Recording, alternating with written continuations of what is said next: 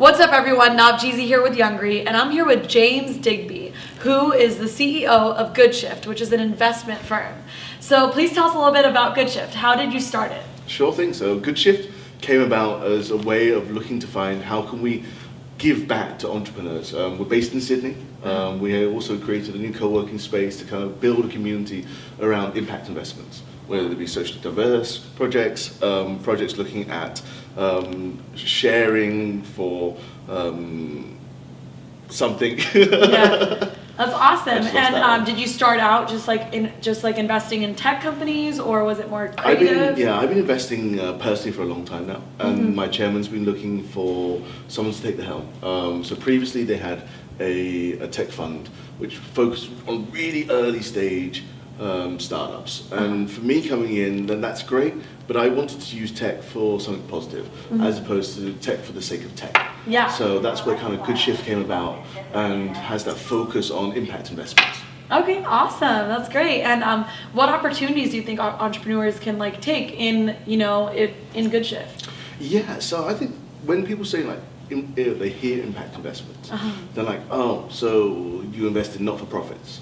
Right. And I think that's one of the kind of key things that I want to kind of take away and to say, well, just because it's doing good doesn't mean it can't make money at the same time. So we want to look to find those projects which are really able kind of giving back, not just one for one. So there's some really well-equipped people in developing countries with great shoes because someone bought a pair of shoes somewhere else. It's not just about that. Yeah. Yeah. Okay, cool. That's awesome. So it's almost like bringing a creative twist to the tech world because it's something that's impacting humanity. Yeah, exactly. Well, that's great. If we can do that is. Yeah. Great. So awesome. So what is your favorite thing about entrepreneurship? What I love about entrepreneurship is the fact that anyone can do it. You don't have to have a specific background.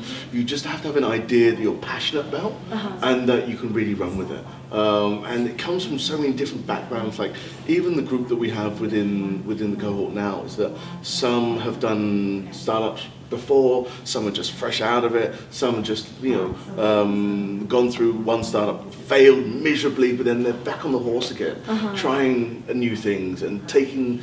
With entrepreneurship, you can also learn from mistakes a lot easier than if you're in the corporate world. You make a mistake once and it's kind of just about it. Yeah. But in the entrepreneur world, you can kind of just keep them going again, learn from those mistakes and take that next step. Totally, I agree. I love that entrepreneurs are so resilient. It's like they can get back up after they've dropped because they know that they still want it, Yeah. They're still Youngry for it. Nice name drop there. Yeah, nice name drop there. So speaking of Youngry, so Youngry to us means young in spirit, hungry in ambition. So that's why we focus on young entrepreneurs. It doesn't really matter what age you are, we're just talking about those entrepreneurs that want it and they're hungry for it. So what does Youngry mean to you? Youngry. Now that you said it, kind of taints that. It's kind of now a little bit biased. That sounds like a really good. You're like, that sounds great. But what I like about that is that being young is you're not actually impacting into your physical age, but just of your mental self and your drive to then succeed, I'm guessing. Yeah. As opposed to you have to be below 25 or. Right, yes, exactly. You can start any time with entrepreneurship, and still kill it in the game. And that's what I really like as well.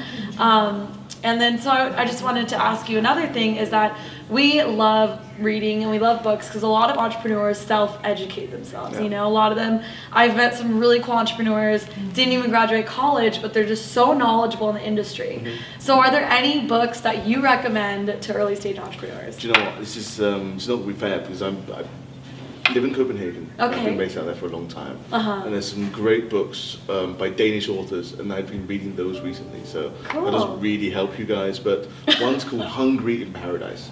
Hungry in Paradise. Hungry in Paradise. I Paradis. Is in Danish, which you probably won't figure out after. Yeah. What did he say again? No. We'll have to write it down so people can figure it out. Hungry in Paradise is about once you made it to a stage, how do you still keep giving yourself enough fuel for that fire? How do you keep going and taking that next level? And what does it take then to say, you've made it, but how do you drive yourself forward that little bit further again? Yeah. So I'm really all about that, and I think Denmark especially has this culture of like, you get a nice car and you're kind of stable, and then that's about it. There is no further drive, and what do you take from that next step? Yeah. So it's Like, where do actually, you go from there? so big fan of that. Old school books wise in English. How to Win Friends and Influence People was one of the first books that I read. That's a good one. And it's a classic, and it's been done a lot of times over. Rich Dad, Poor Dad as well. It's good, full cliche. Great. Rounds out my top 3. Yeah, those are great. Thank you. And so as an investor, when you were talking about how people, they get, they do fail sometimes and then they get back up. So as an investor, like, what do you look for when you're going to like accept a company and invest in them? Like, what are some things that entrepreneurs should know when coming up to or approaching an investment firm? I don't look at the idea. Okay. Actually, for me, it's about the team. Okay. And if I can invest in the team, I know that no matter what happens, is if they fail or succeed in that particular element, is that the team will do well together no matter what. Right. And it's not just the core founder, has to be the founding members, 2 or 3 of them at the beginning. How does that nucleus look? Because that kind of shapes the entire culture of the organization. They may only be 3 now, but what will happen when they're 30, when they're 300, when they're 3,000? Yeah. So that element is really, really important for me. Do they click together? Do they know the different areas? Are they able to kind of support each other during the tough times? Are they able to have an argument but then also high five afterwards? Yeah. That kind of element is more important for me than the actual idea itself. That's great. And when you were building your team for Good Shift, how did you do that exactly? I inherited a team, but we've also looked at the core areas that we really needed and wanting to see how we can support the local ecosystem. So first hires for me was a pair of community managers, working with the local industry and seeing how best can we support their needs, how best can we support local government needs, rather than just, at the end of the day is that we have analysts, we have people looking at different areas for us to invest into, but I really wanted to give back and see how can we help the immediate community. Yeah. So that for me was looking at the team, was like, how do I address the kind of core needs right off the bat? Nice. So it sounds like you made a shift for Good Shift when you came in. I did. Yeah. I did. Yeah. Yeah, more community-based. That was the penalty for me coming in. So. Yeah, more community-based, brought in those people, so it really, I'm sure it really affected the company in a positive way. We also moved to later stage investments as well. Cool. And we have a core tech team, which still help out with the startups, but a little bit less now. And it's kind of a brains trust that I've built. And are you investing globally, like in other countries? Yeah. We are indeed. So I think what people think of Australia as this like little small place tucked away, of which it is. Yeah. Right, just don't Down tell under. anyone. Right? The toilet goes, the water in the toilet goes the other way around. And, like, they have Big Macs, you turn upside down. It's all weird. Yeah. So that's great. So you've done stuff in Australia. Yeah. So yes, the home base is Sydney.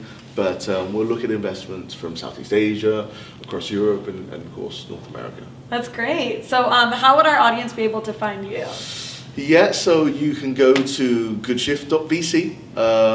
We're online, find out more about us, and just fill out the form and reach out. That's great. Thank you so much, James, and take care. And Fantastic. you could just tell the audience to stay Youngry one time. Yeah, I'm James Digby, and you should stay Youngry. All right, thank you, and we're out.